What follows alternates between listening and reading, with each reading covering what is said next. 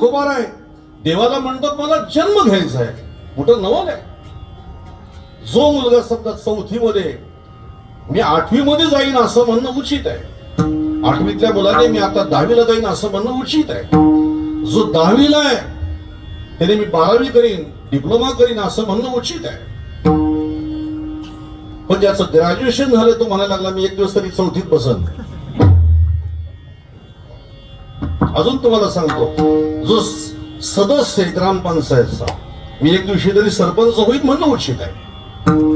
जो सरपंच आहे त्याने मी सभापती होईल म्हणणं उचित आहे.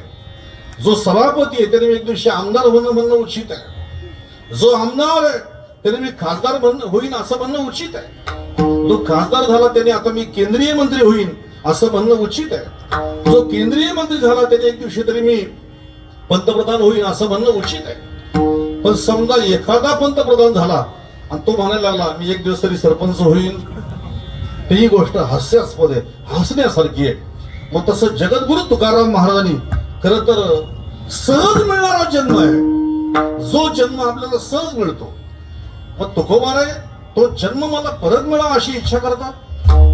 खरं तर त्यांनी मी मोक्ष मिळवीन अशी प्रतिज्ञा करायला पाहिजे, पण मोक्ष मिळवीन अशी प्रतिज्ञा न करता मी जन्म घेईन असं तुकोबाराय म्हणतात.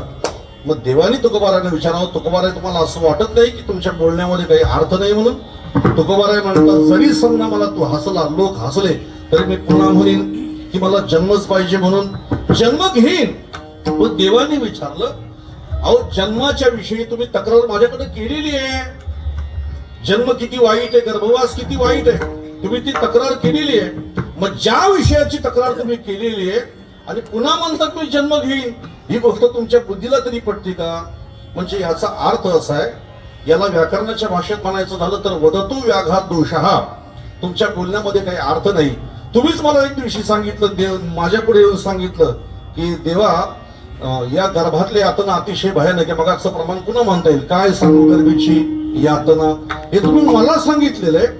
मग आता जन्म घेण्याच्या पूर्वी गर्भवास भोगावा लागतो, जन्माच्या यातना भोगावे लागतात. मग एवढं सगळं तक्रार तुम्ही केल्यानंतर पुन्हा म्हणतात मी जन्म घेईन.